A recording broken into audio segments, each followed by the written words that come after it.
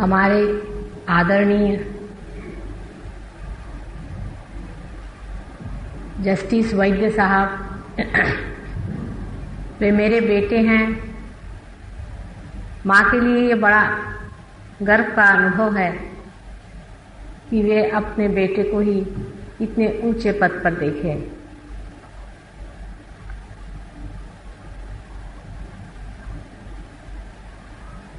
आप सब बंबई के निवासी भी, जिसमें से अनेक सहयोग से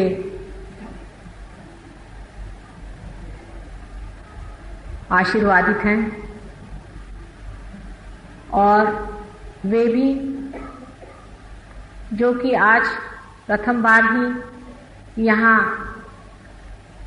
प्रभु के प्रेम को स्वीकार करने के लिए पधारे हैं, सबको ही मेरा अभिनंदन है।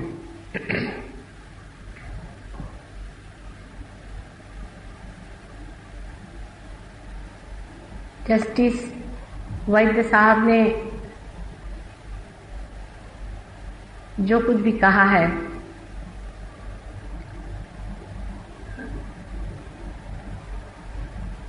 वो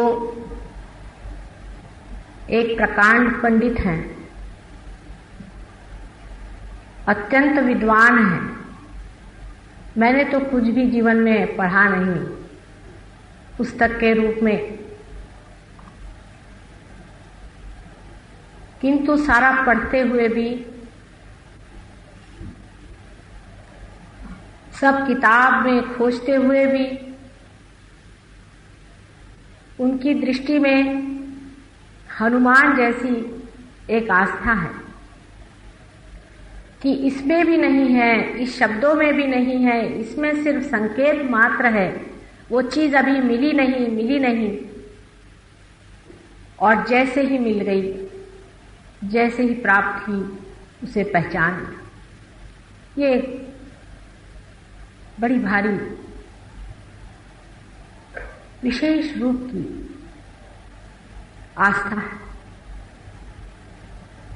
अधिकतर तो पढ़े लिखे लोगों ने कभी भी परमात्मा को स्वीकार किया ही नहीं था।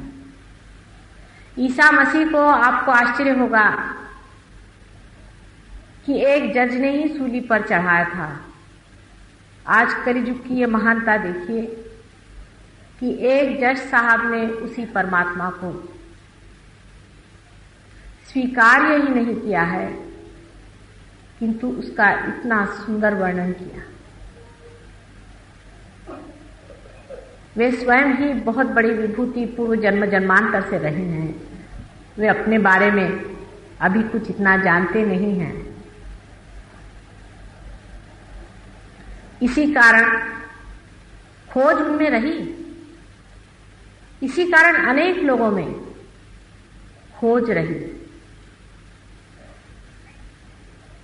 आप अगर शुरू से अब तक के जितने भी फिलॉसफर्स को पढ़िए, मैंने तो पढ़ा नहीं, लेकिन मेरे शिष्य मुझे बताते हैं। अभी एक बहुत विद्वान फ्रांसीसी महोदय लंदन में पधारे थे। वे भी, जिसे मैं कहती हूँ पार होना, वे हो गए। उन्होंने मुझे पत्र में लिखा कि आदि काल से हर एक फिलॉसफर ने एक बात की ओर संकेत किया हुआ था कि हम जो जड़ वस्तु हैं, हमारा मन भी जो जड़ वस्तु है, फाइनाइट है, वो इस सूक्ष्म में कैसे उतरेगा, वो इनफाइनाइट में कैसे उतरेगा। प्रश्न एक छोटा सा है कि हम सब जड़ वस्तु से बने हुए हैं और सीमित है, फाइनाइट। वो परमात्मा अगर इनफाइनाइट है, असीम है, तो उसमें कैसे उतर सकता है और उसे कैसे जान सकता है।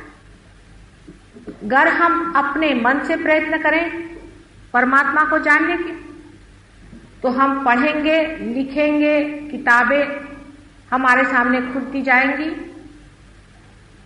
लेकिन हम किस तरह से वहां कूद सकते हैं जो हमारा स्रोत है। सारा प्रश्न यहां आकर रुक जाता है। सारी समस्या यही एक है कि इस जड़ देह से उस चेतन में कैसे उतरा जाएगा, उस चेतन को इस जड़ता से कैसे जाना जाएगा।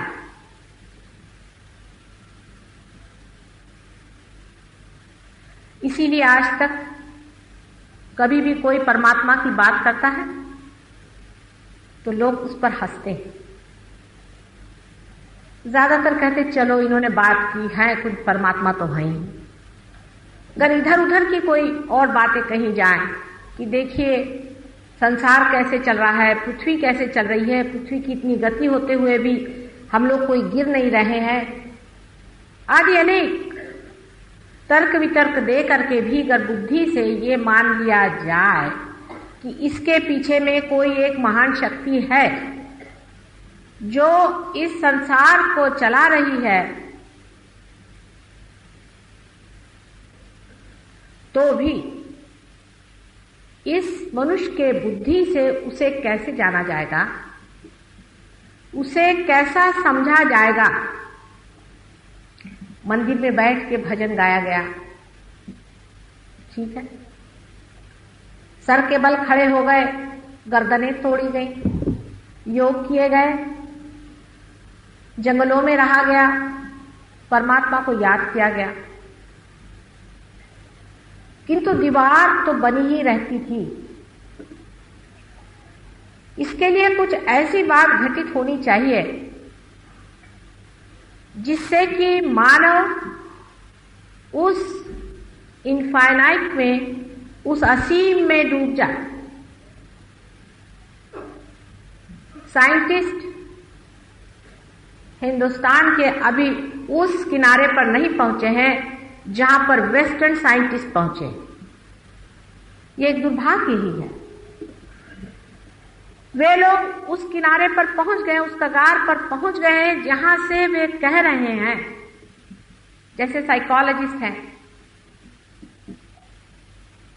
मनोवैज्ञानिक, वो ये कह रहे हैं कि अब साइकोसिंथेसिस होना चाहिए किसी तरीके से।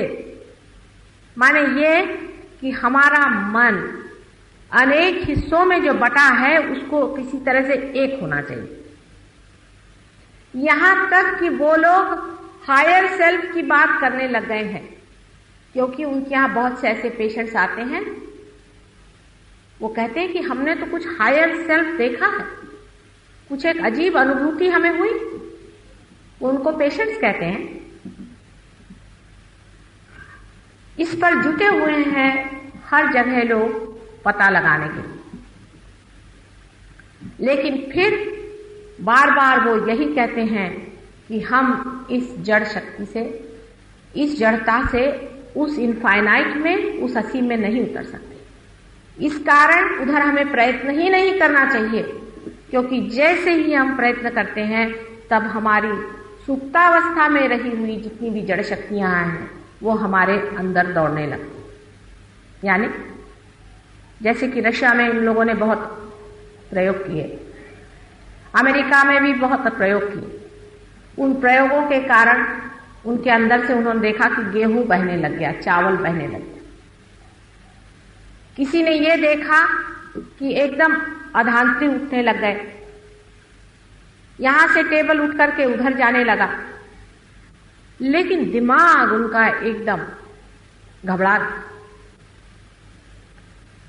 रशिया में खासकर लोगों ने इस तरह के प्रयोग किए।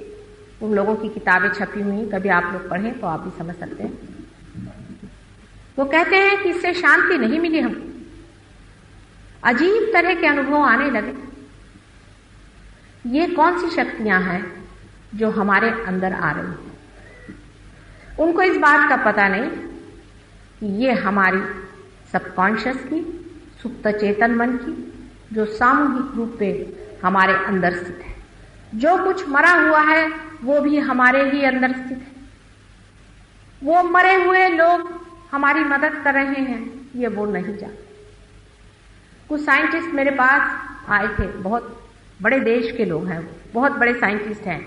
उनमें से कुछ चंद्रमा पर पहुंचे थे। वे आकर मुझसे कहने लगे कि माँ, हम ये जानना चाहते हैं कि हम आकाश में किस तरह से उड़े।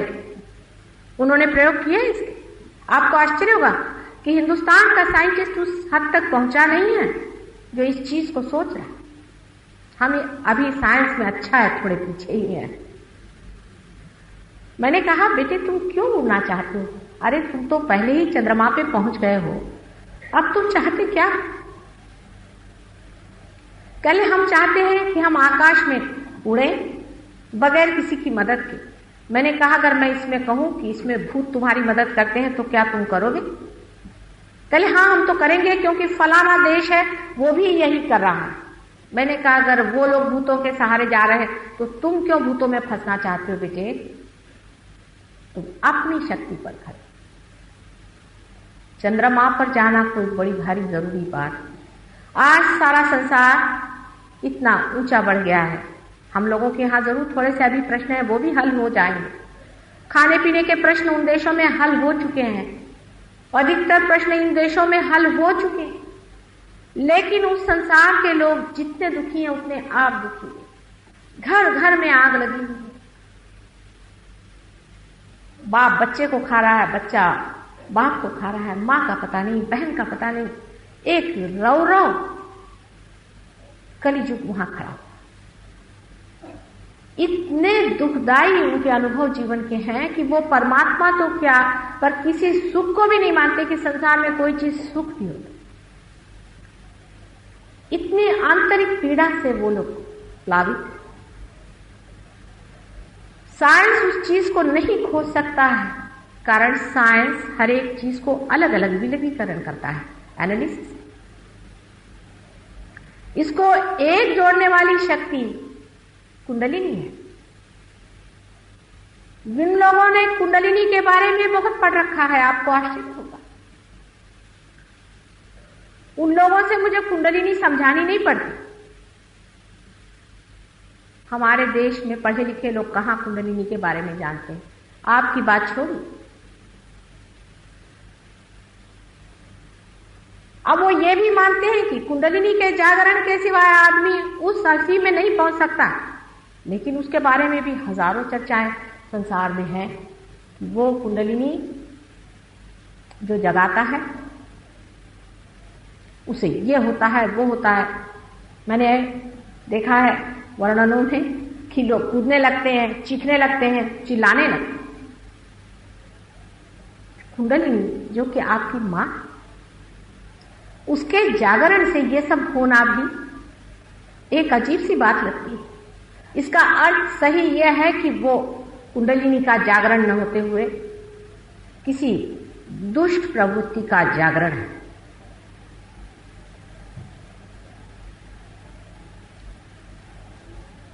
अब रही बात ये कि इस असीम में उतरने के लिए सबने अगर मान लिया है कि कुंडलिनी ही इसका एक अंत है।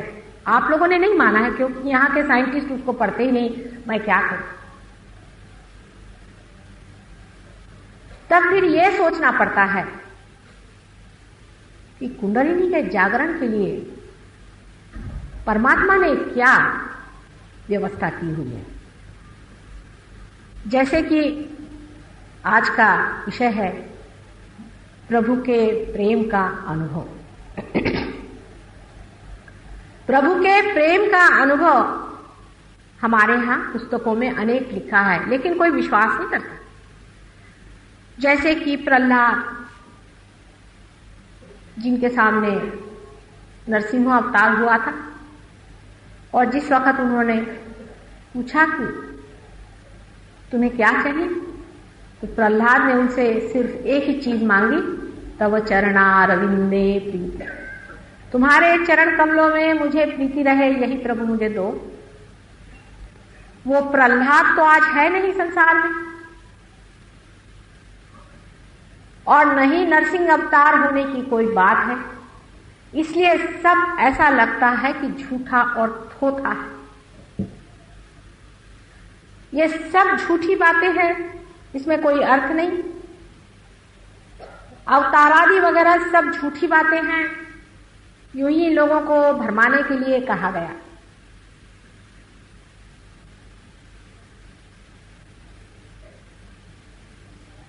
ठीक है, मनुष्य अपने को इतना बुद्धिमान समझने लग गया है, ये एक तरह से अच्छी बात है। लेकिन जब आप कहते हैं कि कलियुग आ गया है और महान घोर कलियुग आ गया,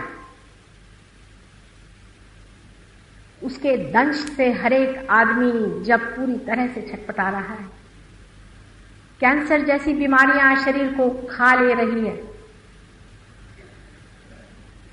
दुख के पहाड़ इंसान पे लुटे जा रहे हैं, किसी का भरोसा नहीं रहा, कोई किसी का भाई नहीं, कोई किसी की बहन नहीं, कोई रिश्ता संसार में पूरा बैठता नहीं।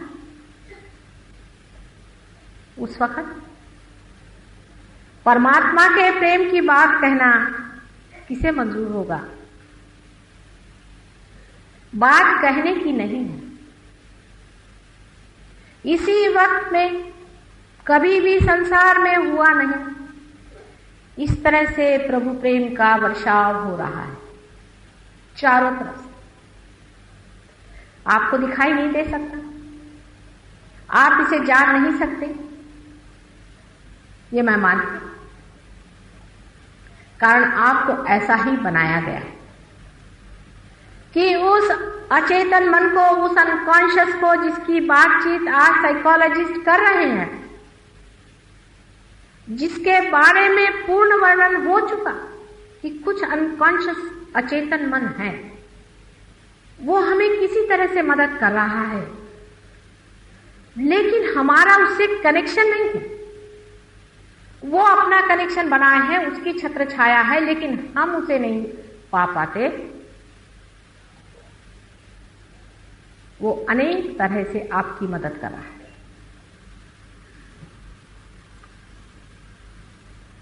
पहली बार आपकी मदद वो इस तरह से कर रहे हैं कि सारे मानव जाति में एक विचार चल रहा है कि समय बचाना चाहिए, समय बचाना चाहिए, समय बचाना चाहिए, समय व्यर्थ हो रहा है, समय व्यर्थ हो रहा है।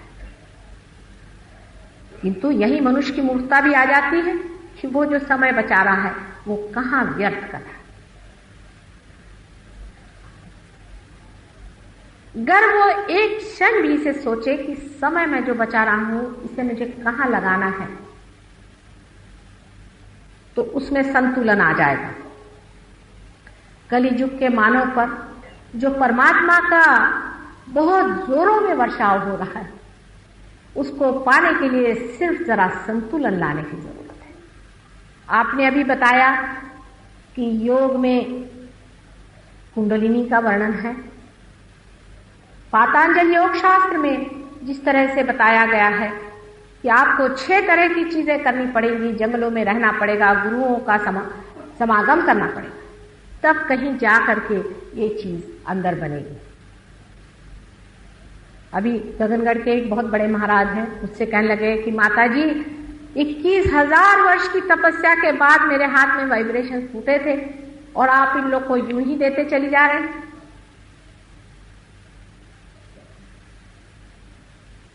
आपने अगर शंकराचार्य जी को पढ़ा होगा तो उन्होंने भी चैतन्य लहरियों पर अनेक श्लोक लिख दिए। या तो वो बिल्कुल ही झूठे थे और झूठे नहीं थे, तो वो लहरियां गई कहां जिनके बारे में उन्होंने बताया था। परमात्मा जो अचेतन रूप से सारे संसार में है, वास्तविक उससे चेतन और कोई चीज है ही नहीं, किंतु हम अचेतन, हम उसे नहीं जान पाए, उसे हम महसूस नहीं कर पाए, उसे हम फील नहीं कर पाते हैं। यह दूसरी बात है, हमें उसे पाना है।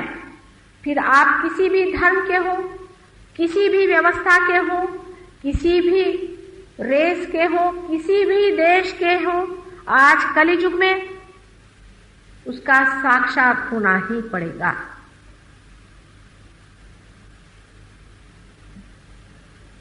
1979 से कलियुग खत्म होना चाहिए, शुरुआत हो गई।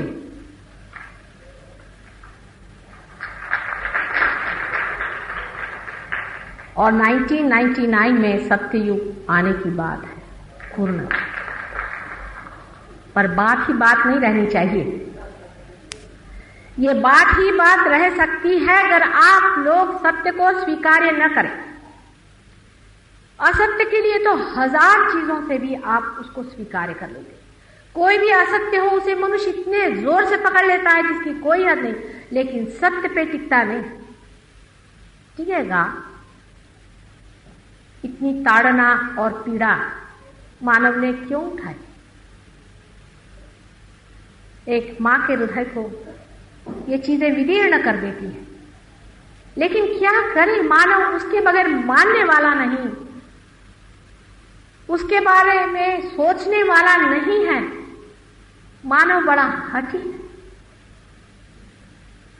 बड़ा घमंडी है, बड़ा अहंकारी है और समर्पित भी हमेशा असत्य ही को रहता है। कुछ चमत्कार देखे उसी ओर दौड़ पड़ा, किसी ने 2 पैसे दे दिए उसी ओर दौड़ पड़ा। जितनी भी असत्य की बातें हैं जिससे कि मन में घृणा किसी के प्रति हो, जैसे मैं आपसे कहूं आप हिंदुस्तानी हैं, आप दुनिया भर के लोगों को नफरत करें तो अभी सब हिंदुस्तानी एक हो जाएंगे। मैं कहूं आप एक योग भूमि के वासी हैं, सारे संसार को आप प्रेम करें, तो मुझे लोग लेक्चर देते हैं माता जी आप तो सबको प्रेम सिखा रही हैं, वो हमें प्रेम करते हैं या नहीं। ऐसा मनुष्य असत्य को पकड़ा हुआ है कि सत्य ढल रहा है, बाहर चला जा रहा है, लेकिन उसे स्वीकार नहीं करता। इतना हठी है कि असत्य की कांस पकड़ के बैठा है, उसे छोड़ता ही नहीं, उसी को वो माना हुआ है यही सब कुछ है। मानव को स्वतंत्रता दी गई विशेष रूप से, अचेतन ने दी, अनकॉन्शियस ने दी है, परमात्मा के प्रेम ने दी है, जिसे हम प्रणव कहते हैं, जो परमात्मा का प्रकाश है। उसी ने जानबूझ करके आपको स्वतंत्रता दी। आपने अगर मेरे पहले लेक्चर कभी सुने हो तो आप जानते हैं कि किस तरह से हमारे मस्तिष्क में कार्य करके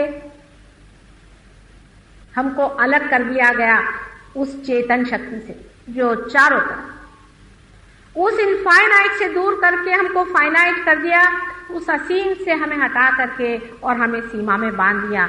हम अलग हो गए, आप अलग हो गए, आप अलग हो गए। क्यों किया ऐसा? इसलिए क्योंकि आप एक परमात्मा के हाथ में यंत्र स्वरूप बनना चाहते हैं। उस यंत्र को व्यवस्थित संतुलित बनाने की जिम्मेदारी आप पर छोड़ दी। मनुष्य कितनी बड़ी चीज है। सारे संसार में, सारे विश्व में आज तक हुए जितने भी सृजन हुए हैं, पृथ्वी तल पे जो मानव आज खड़ा है वो भी कलियुग में घर गृहस्थी में सामान्य तरह से रहने वाला मानव सबसे ऊंचा है। वो जितना पा सकता है कोई भी संसार में नहीं पा सकता। एक बड़े भारी संतुलन की जरूरत थी। अपने मस्तिष्क में प्रति अहंकार और अहंकार नाम की 2 थैलियां, 2 पर्दे हैं, इसे ईगो और सुपर ईगो कहते हैं। वो जानबूझकर बनाए गए। एक तरफ से एक चीज बढ़ती है, दूसरे तरफ से दूसरी चीज बढ़ती है, जो बीचों बीच आ जाए, जो संतुलन में आ जाए, जो टेम्परेंस में आ जाए, अति में न जाए, वो पार हो सकता है। उसी के अंदर कुंडलिनी उठ करके बीचों बीच से निकल के उससे प्लावित कर देती है। उसी के अंदर उसका चित्त, अटेंशन कुंडलिनी पर बैठा हुआ उस अचेतन में, अनकॉन्शियस में आपको छोड़ देता है।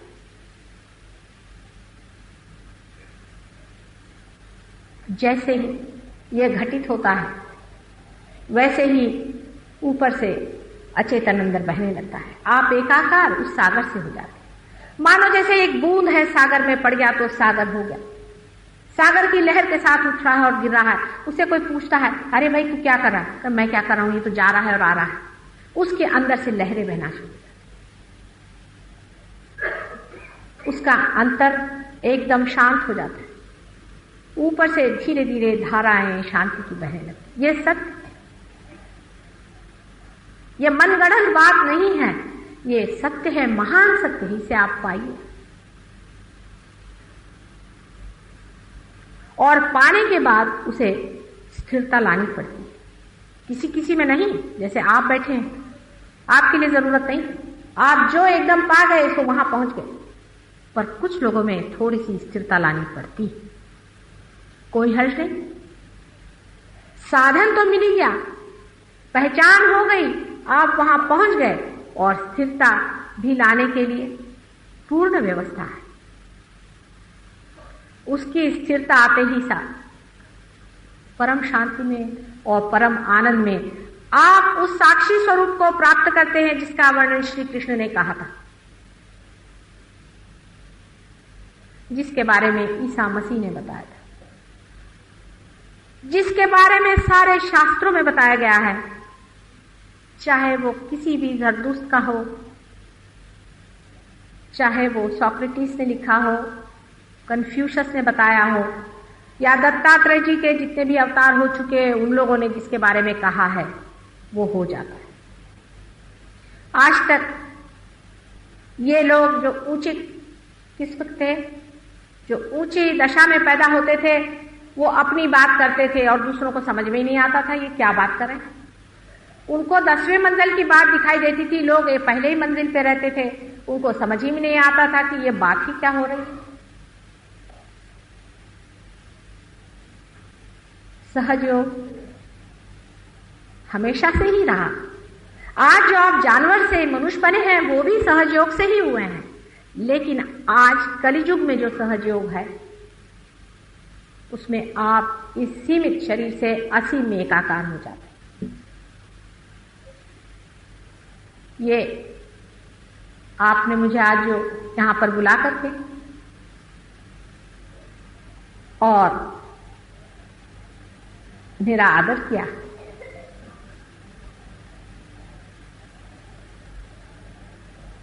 उसका कहना यही है कि इस आदर में उस परमात्मा का आदर करिए जो आपके दरवाजे पर बिल्कुल खड़ा हुआ है। एक क्षण में ये बात घटित होती है और फिर आनंद की उपलब्धि होती है। लेकिन बहुत से लोगों को ऐसी गलतफहमी है, ऐसा मिसअंडरस्टैंडिंग है कि इस तरह की चीजें करने से आप संसार से उठ जाएंगे। ये प्रैक्टिकल बात नहीं होगी। लोग बहुत प्रैक्टिकल की बात करते हैं। माता जी हमसे कहेंगी कि आप सच बोलते रहो हमेशा और हमारा धंधा कैसे चलेगा, या इस तरह की भी बात बहुत से लोग कहते हैं कि माता जी मैं नौकर पेशा आदमी हूं, मेरी नौकरी कैसे चले। ये प्रश्न तब खड़े होते हैं जब तक आप पार नहीं हुए। पार होते ही आप प्रभु के साम्राज्य में जब चले जाते हैं तो आपकी नजर में आता है कि अरे वो तो कर ही रहा है सब कुछ।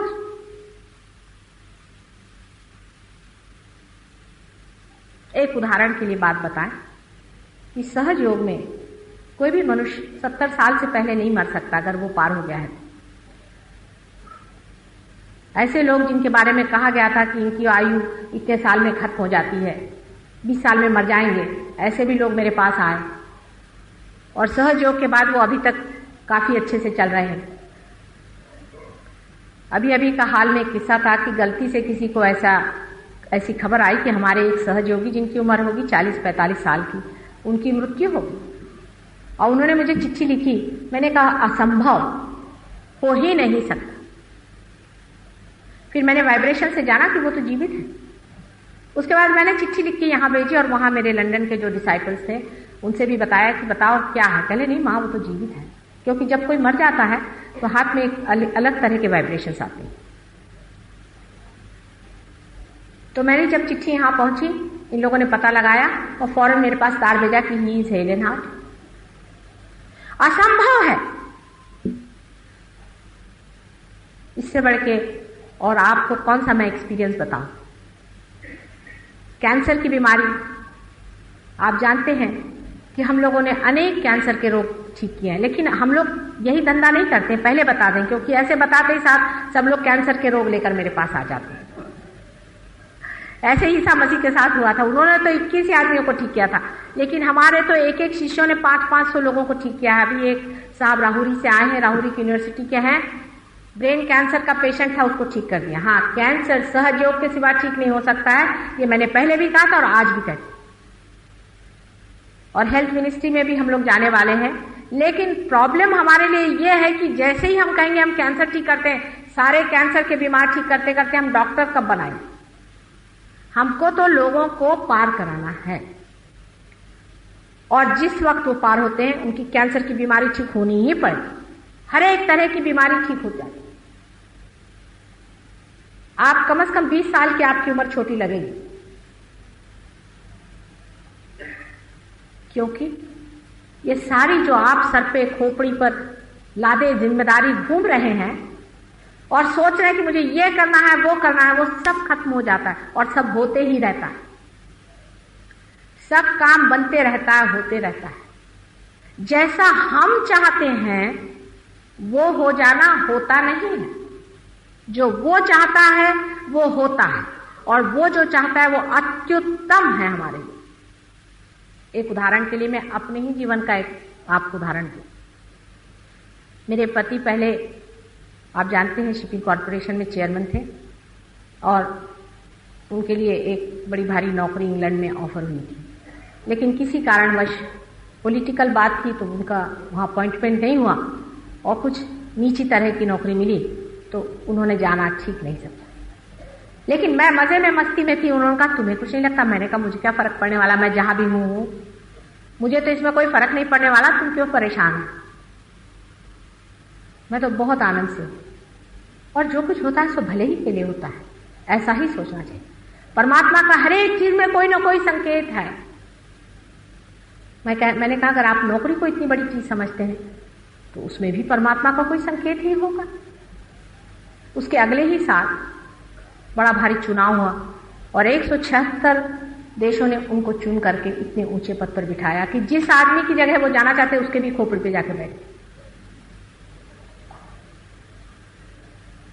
तब उनको बड़ा आश्चर्य हुआ, और मैंने कहा नहीं भी बिठाते तो भी मैं सोचती ठीक ही है।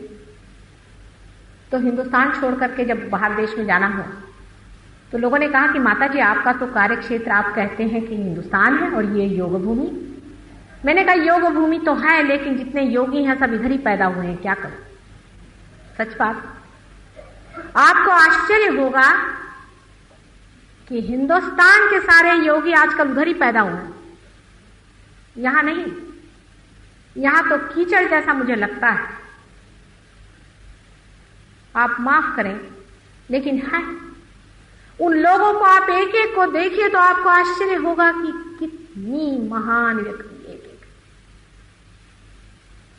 उनके लिए परमात्मा कितनी बड़ी चीज है, उनके खोज में कितनी सच्चाई है, कितनी गहराई है। सर्वस्व अर्पण करके भी वो चाहते हैं कि हर पल इसी में बने। अभी एक साहब यहाँ आए थे, वो भी यूनाइटेड नेशंस में बड़े भारी ऑफिसर हैं, हमारे लोगों से मिले। ये लोग दंग हो गए, कहने लगे भाई मुझे सिखाओ, गणपति की पूजा सिखाओ। लोगों ने पूछा तुम गणपति की पूजा करोगे, तुम तो ईसाई हो। नहीं, मैं ईसाई नहीं हूं, मैं किसी धर्म का नहीं हूं, मैं सहज योगी हूं। गणपति के बगैर कुछ नहीं हो सकता। पूजा क्या है? पूजा भी उसी असीम में उतरने की बात। नमाज क्या है? उसी असीम में उतरने का मंत्र है। प्रेयर क्या है? उसी असीम में उतरने की एक व्याख्या है। लेकिन बगैर परमिशन के, बगैर कनेक्शन के कोई भी इसका अर्थ नहीं लगता। आप करते रहें, जितनी पूजा करें, किसी काम का नहीं है।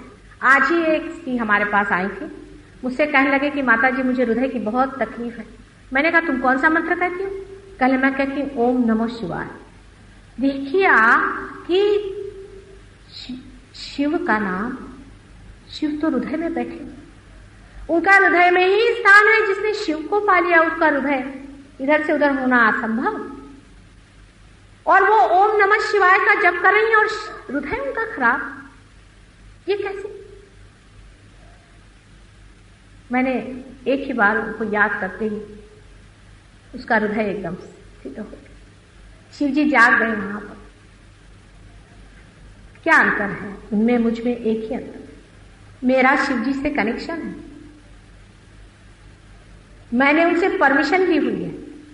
जैसे किसी के घर पे आपको जाना है तो आपको उससे परमिशन लेके जाना पड़ती है। अब आज जस्टिस वैद्य के यहाँ आपको अगर जाना है, आप जाके दरवाजे पे ठोका मारेंगे तो वो आपको पुलिस में बंद करवा देंगे। लेकिन आप कायदे से उनके पास पहुंचे तो वो भी आपकी आवभगत करेंगे, कहेंगे बैठिए, आइए विराजी। कनेक्शन के बगैर जितनी भी पूजा अर्चा आदि होती है, और वो भी अतिशय में जब जाती है संतुलन से परे, उसका नुकसान होता है। आपने हठ योग पे भी कहा, हठ योगियों के प्रति मेरा यही आज तक अनुभव रहा है। आश्चर्य की बात, अमेरिका में भी बहुत हठ योगी कि जितने भी हठ योगी हैं सबको हार्ट की ट्रबल, बड़ा आश्चर्य होता है। हठ योगी तो विशेषकर शिव के बहुत बड़े पुजारी होते हैं। उसका कारण यह है कि हठ योग संसार में रहने वाले लोगों के लिए नहीं, जंगलों में रहने वाले हैं परशुराम के लिए। संतुलन से थोड़ा बहुत करना दूसरी बात, लेकिन हठ योग आप लोगों के लिए नहीं। अगर आप उसको अतिशय करेंगे तो हृदय का आपका प्रॉब्लम होने ही वाला। अभी आप देख रहे हैं कि संसार में एक हरे रामा हरे कृष्णा लोग आते हैं। लंदन में कितने ही उनके शिष्य मेरे पास आते हैं, उनको यहाँ पर कैंसर की बीमारी, सच बात मैं आपसे बता रही हूँ, मैं आपकी माँ हूँ, जो गलत बात है उसके लिए मुझे बताना ही हो। उनको यहाँ पर कैंसर की बीमारी, आपको आश्चर्य होगा कि इस कंठ में श्री कृष्ण का ही वास है, वही विराजते हैं यहाँ पर। जब कभी किसी को कंठ में या सर्वाइकल प्लेक्सस में कोई भी शिकायत होती है तो श्री कृष्ण का, राधा कृष्ण का नाम लेना पड़ता है, कुंडलिनी शास्त्र। और इनके यहाँ पर देखिए कि इनकी जो कुंडलिनी अवरुद्ध तो है ही, लेकिन यहाँ पर श्री कृष्ण ही नाराज बैठे हुए हैं, वहां से लुप्त हो गए। क्या वजह है? हम लोग सोच रहे हैं क्या हमारी संस्कृति फैला रहे हैं, हालांकि उसमें संस्कृति कुछ नहीं फैलाते वो लोग। मैंने देखा उनकी चोटियां नीचे गिर जाती, धोतियां नीचे गिर जाती, इतना भद्दापन सारा है। लेकिन जाने दीजिए उस बात को, परमात्मा के नाम पे जो कूद काद रहे हैं और चिल्ला रहे हैं, उनके विशुद्धि चक्र पे जहां पर श्री कृष्ण का वास है, उस जगह कैंसर की बीमारी कैसे हो गई, उसका भी यही कारण। और नहीं तो उनको एक बार भी याद करना बहुत कुछ होता है। उनको इतने बार याद करने की जरूरत ही क्या है? जिसको जाना है उनको सिर्फ एक बार कृष्ण करके कहनी है। सुदर्शन चक्र लेकर के, शंख चक्र गदा पद्म गरुड़ ललित धार, उनके लिए इतना आतप करने की जरूरत क्या है? इतनी आफत मचाने की जरूरत क्या है? इतना सोंग करने की और इतना एग्जीबिशन करने की क्या जरूरत है, जो कि साक्षात आपके अंदर हर समय विराजमान। किंतु आप अपनी हट करते हैं। आप वास्तविक कर परमात्मा को मानते हैं तो शरणागति में रहें, मौन में रहें, उसे जाने अंदर में घटित होना है ही। आखिर आप ही सोचिए, जिस परमात्मा ने ये विश्व बनाया है, जिसने ये सारी सृष्टि रची है, वो क्या इस सारी सृष्टि को विनाश कर देगा? इसका क्या संहार कर देगा? परमेश्वर का प्रेम कलियुग में तो विशेष रूप से कार्यान्वित। अभी बीमारी की बातें तो आप जानते हैं कि हमारे यहाँ शिष्यों ने ही बहुतों को ठीक किया। बहुत से मानसिक रोग भी लोगों के ठीक हो। ये कोई विशेष चीज नहीं, ये तो होना ही है। जो मंदिर परमात्मा का है उसको सफाई करने के लिए भैरव से लेकर के हनुमान जी वगैरह सब लगे ही रहते हैं। वे हैं या नहीं, ये इस साम्राज्य में आकर के देखें। आप अगर बाहरी रह करके पूछे कि हमें लाकर दिखाएं, तो हम आपको कैसे दिखा सकते हैं? अगर कोई अंधा चाहे कि रंगों को जाने तो उसको कैसे बता सकते हैं? अगर कोई चीटी चाहे कि उनको हमारे पॉलिटिकल इंस्टीट्यूशन समझाएं, हमारे राजकारण समझाएं, तो उनको हम कैसे समझाएं? आप परमात्मा के राज्य में आए, उसके अंदर प्रवेश करें और फिर बिल्कुल फ्री है कुछ करने का। ये तो मानव सोचता है कि वो परमात्मा को खरीद सकता है। ये तो मानव की बुद्धि है जो उसको सोचता है इस तरह से कि मैं उसको अपना सकूं। नहीं, उसमें समाना होगा, उसमें समर्पित होना पड़ेगा।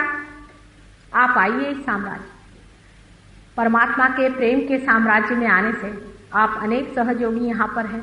उनके अनुभव अगर लिखने जाओ तो न जाने कितनी किताबें हो जाएं, लेकिन सहयोगी बहुत धीरे धीरे बनता है। जैसे कि भूतों की संख्याएं अनेक होती हैं। कोई अगर भाषण देता है तो उसके हजारों लोग शिष्य हो जाएंगे, क्योंकि वो आप पे मोहिनी मंत्र डाल देगा। आप मोहिनीवत सुनते रहेंगे, जब भाषण खत्म होगा पता नहीं चलेगा, आपका दिमाग खराब हो जाएगा। आप विचित्र लीलाएं करने लग जाएंगे। आपके बीवी बच्चे कहेंगे कि ये पता नहीं कैसे साधु जी के ये हो गए कि बीवी को सुबह शाम मारेंगे, उधर साधु बाबा के पास जाके बैठेंगे। वो आपसे रुपया मांगेगा, पैसा मांगेगा आपको, आप उससे लुटाते। ये मानव की बुद्धि है, उसे मैं क्या करूं? धीरे धीरे सहयोगी बनते जाता है। सत्य हमेशा धीरे धीरे उगता है। अगर मुझे प्लास्टिक के फूल बनाने हैं तो 1 घंटे के अंदर हजारों फूल बन सकते हैं मशीन से, लेकिन मुझे अगर असली गुलाब के फूल खिलाने हैं तो उसमें थोड़ा सा समय जरूर लगता है। फिर भी कलियुग में ही ये विशेषता है कि प्रभु का प्रेम इतना उमड़ पड़ा है, इतनी उनकी अनुकंपा बह रही है कि अनेक जन्मों में मैंने ये प्रयत्न किए हैं, सिर्फ इसी जन्म में और इसी कलियुग के विशेष प्रांगण में ही अनेक लोग क्षण में पार हो जाते। सर्वसाधारण, अत्यंत साधारण लोग। कृष्ण ने भी, उसके जमाने में हमने भी बड़ी मेहनत की थी गोप गोपियों को पार कराने की, खास जमा नहीं मांगा। क्राइस्ट के कोई भी शिष्य पार नहीं हो सकता। बहुत प्रयत्न किया, बड़ी मेहनत करी, कोई नहीं पार हो। उस जमाने में आप भी थे, आप लोगों में से भी कुछ लोग थे। आज वही लोग आप में बैठे हुए हैं। आप कोई आज के नहीं है, जन्म जन्मांतर के खोजने वाले हैं। आप जंगलों में घूमते रहे पहले जमाने में, गुरुओं के पास में भागते रहे। हजारों वर्ष की आपकी जिंदगी है, आज आप उसको फलीभूत होने के लिए अगर आए हैं और क्षण में हो जाता है, उसमें शंका कैसे? इसका वचन बहुत पहले दिया गया था कि कलयुग में ही ऐसा काल आएगा, और वो हो रहा है। इसमें इतना आश्चर्य क्यों? इसमें इतनी शंका क्यों? इतना वितर्क क्यों? इतना विलंब क्यों? सहयोग में आने से आप जानते हैं कि 7 चक्रों का खेल है। विशेषकर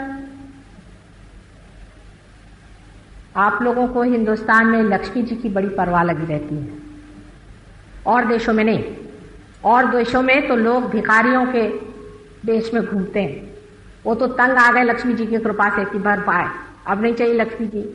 अभी मैं गई थी मुंबासा में, तो वो लोग कह रहे थे कि माता जी लक्ष्मी जी तो बहुत है, लेकिन अब शांति दीजिए, हमारे तो बीवियों के दिमाग खराब हो गए, हमारे तो घरों में आफत पड़ गई, सब बच्चे पागल हो गए, मेंटल डिरेंजमेंट है। सबसे ज्यादा यहाँ पे सुसाइड्स होते हैं। अमेरिका में भी यही हाल। जहां जाइए, जहां जहां पैसा बहुत है, वहां ज्यादा पागल है। लेकिन सहज योग में लक्ष्मी जी की भी कृपा बरसती है, उसका भी संतुलन आता है, उसका भी संतुलन आता है। आप उस साम्राज्य में जाते हैं, उस विशेष आशीर्वाद में उतरते हैं जो सारा ही कार्य ऐसा बनाते जाता है कि आपका सारा ही मार्ग सुलभ और सहज हो जाए। हमारे यहां ऐसे बहुत से लोग हैं जो इसकी शहादत देंगे, विटनेस देंगे, साक्षी देंगे। अब मां है ना, हर चीज के प्रलोभन बच्चे को देती है कि बेटे ऐसे ही खा ले, ये नहीं तो मैं तुझे वो दूंगी, तू ये खा ले, तुझे मैं 2 पैसे दूंगी, तू खा ले भाई। फिर उस पर भी नहीं माना तो कहेंगे अच्छा मैं तुझे एक महल बना दूंगी, तू खा ले। ऐसा ही मेरा हाल, सब तरह से मनाते रहती हूं और सब देती भी हूं, प्रेम भी बहुत देती हूं।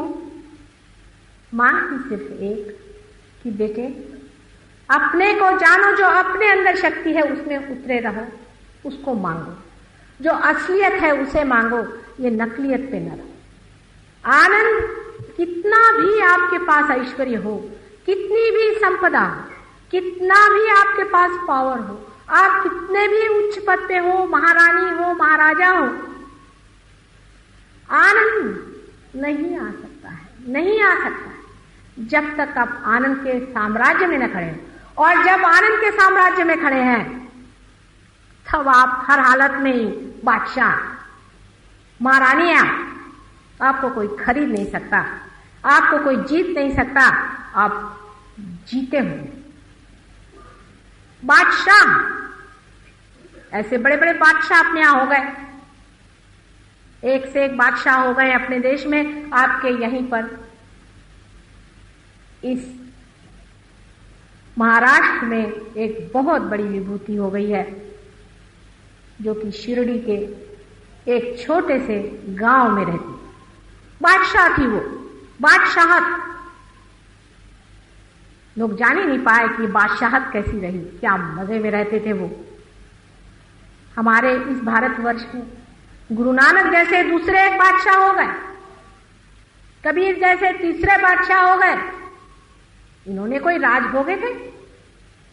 आज सारा संसार उनके चरणों में झुका रहता है। उन सबको समझाने की, उनके पूर्ण कार्य करने की और उनकी जो कुछ बातचीत है, जो कुछ उन्होंने कहा है, उसको सिद्ध करने के लिए ही मैं आपके सामने आज उपस्थित हुई। कोई भी उनकी बात झूठ नहीं थी। जो ईसा कह गए, जो कृष्ण कह गए, जो गीता में है, जो वेदों में है, जो बाइबल में है, जो कुरान में है, सारी बातें मैं आपके सामने सिद्ध करके दिखाना चाहती हूं। दिखने को तो मैं बहुत साधारण सी एक स्त्री, ठीक, मेरे ही अंदर से वो शक्ति आपको सिद्ध करके दिखा सकती कि जो अचेतन है, जो अनकॉन्शियस है, वो किस तरह से काम करता है। जब आप पार हो जाते हैं, हर एक उंगली पर, हर एक जगह पर आपके चक्र हैं, वो बताता है देखो यहां पर इनको प्रॉब्लम है, यहां पर इनको शिकायत है, उंगलियों पर। माने वो शब्दों में नहीं बताता है, आपको जला के बताता है, ठंडा करके बताता है। जैसे आपके अंदर ठंडी ठंडी लहरें भरने लगी, वो आशीर्वाद रूप से चला आ रहा है, ठंडा ठंडा हिमालय से, जैसी कि कोई धाराएं चली आ रही।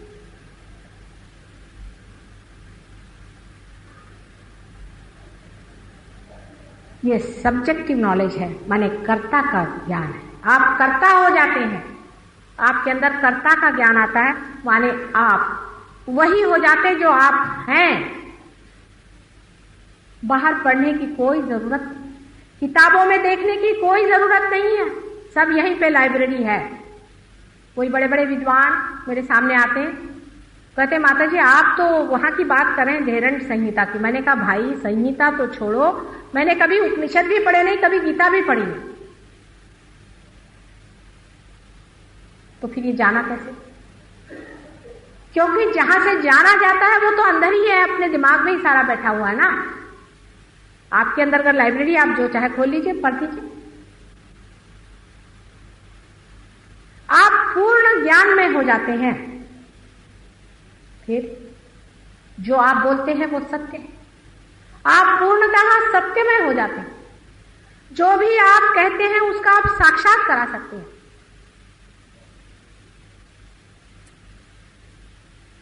आपके हाथ से कुंडलिनी यूं उठेगी। मेरे तो छोड़ दीजिए बात, यहां पर ऐसे अनेक लोग यहां पर हाजिर हैं जो आपके ही जैसे दिख रहे हैं। उनके सिर्फ इशारे पे कुंडलिनियां उठती हैं, हजारों उठती। विश्वास अंधा मत करिए, इसको आप जानिए। लंदन में मुझे बड़ा आश्चर्य हुआ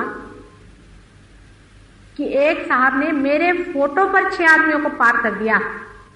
वो सिर्फ मेरे फोटो की तरफ हाथ करके बैठे थे और 6 के 6 पार हो गए और कहां के कहां पहुंच गए। मैं बड़ी आश्चर्यचकित हुई।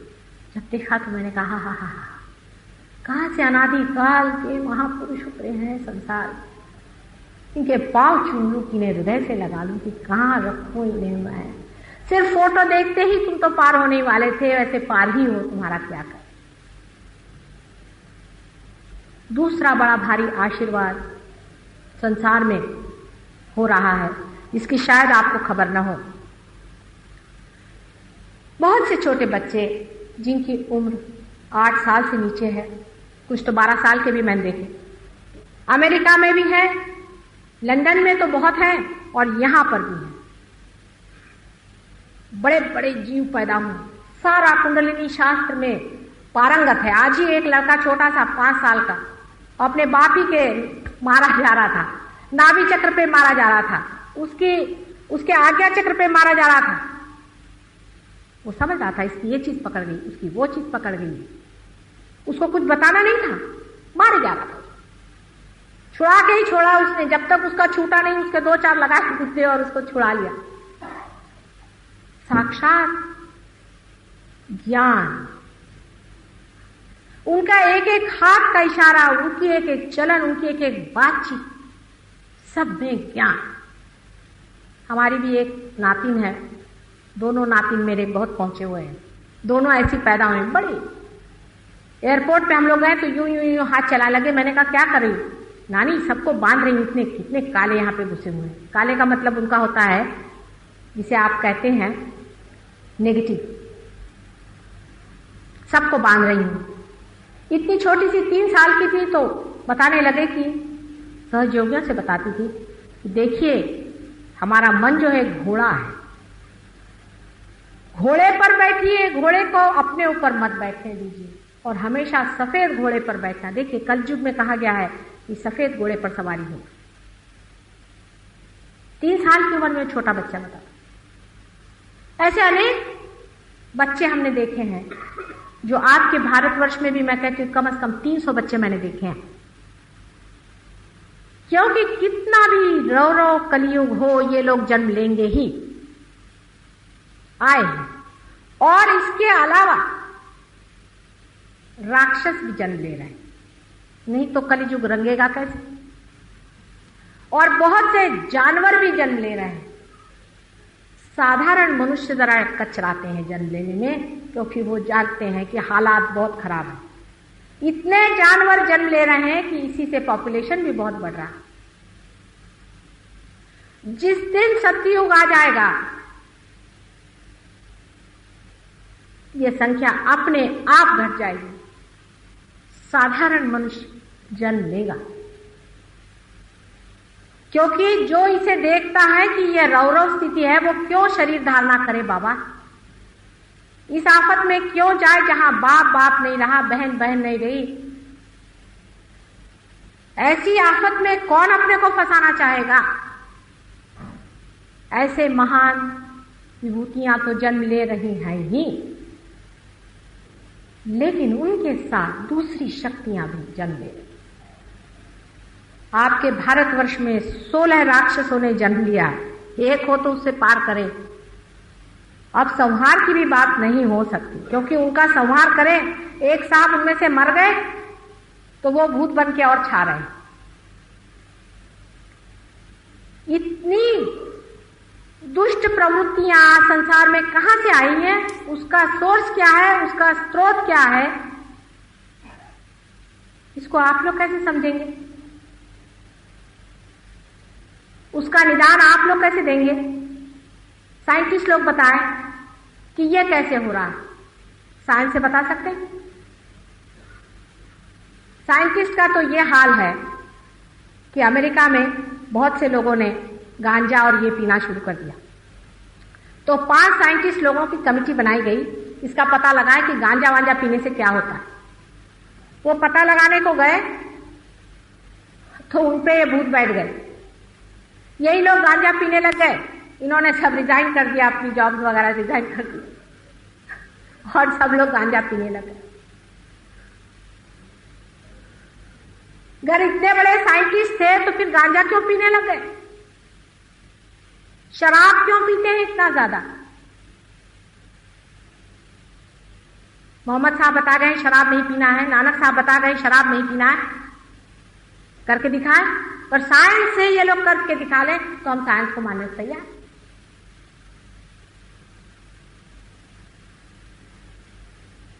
ये लोग क्या खुश हैं? आप लोग तो थोड़े बहुत खुश हैं, लेकिन उन लोगों ने जिन्होंने साइंस में इतनी प्रगति की है वो बहुत बड़े दुख से फंसे। यूनाइटेड नेशंस के सामने एक बड़ा भारी प्रश्न है, आपको पता है कि जो डेवलपिंग कंट्रीज हैं, जो कंट्रीज बढ़ रही हैं, उनको इस जंजाल में फंसाए कि नहीं जिसमें हम लोग फंसे हैं। नेपाल के बारे में विशेषकर लोगों ने ये रिपोर्ट दी कि यहां लोग गरीब जरूर हैं लेकिन बहुत खुशहाल हैं, बहुत आनंद में हैं। आप क्यों इनका सत्यानाश करना चाहते हैं?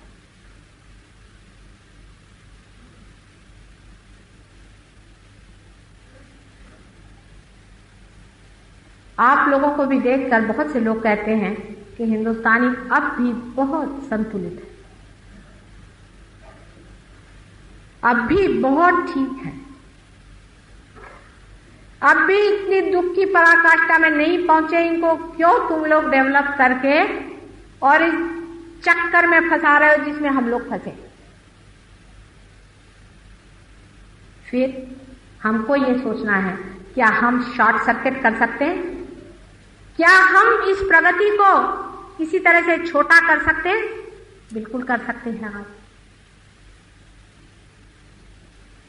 क्योंकि आप ही का अधिकार है कि आप उस असीम को पालें जो कि सभी कार्य कर रहा है, जो सभी साइंस है, जो सब कुछ है, उसी को आप पालें, उसी के बराबर केंद्र बिंदु पर आप पहुंचे।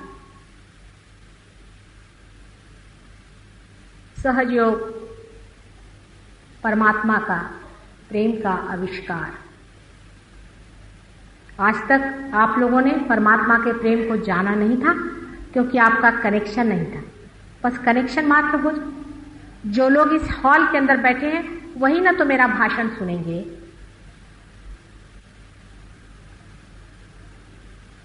उसी प्रकार जो परमात्मा के साम्राज्य में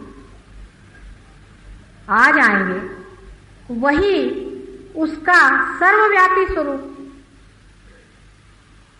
हर एक कण कण में बैठी हुई बात जिसे कहते हैं, उसका सारा सिद्धांत उन्हें दिखाई, कोई शंका रह ही नहीं जाएगी। क्या कमाल है उसका, क्या चमत्कार है। नहीं तो वैसे ही लंदन में चर्चेस बिक रहे हैं, बेचिए चर्चेस, क्या करें, जैसे खरीदे थे वैसे बेच रहे हैं। आश्रम बिक रहे हैं हिंदुस्तान में। जब तक कोई जीवंत चीज संसार में नहीं दिखाई देगी, भगवान का नाम भी नहीं रह सकता ना।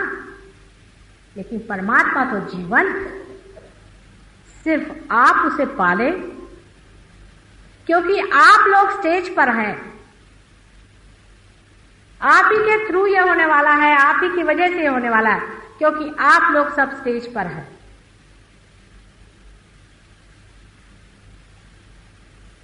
आप ही की कार्यकुशलता है, आप ही को संसार में दिखाना है। अगर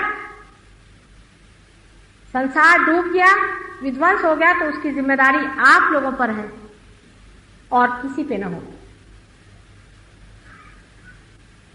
सुनने में बहुत फैंटास्टिक लगता है, आजकल के युग के आदमी को विश्वास नहीं होता कि ऐसे हो सकता है। ये तो विश्वास की बात नहीं, माता जी तो कुछ ऐसी बात कहती हैं।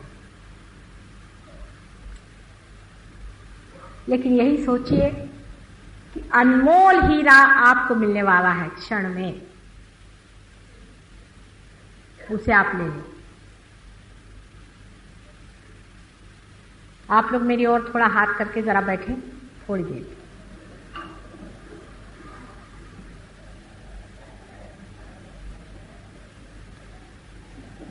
थोड़ी देर घड़ी ना देखें।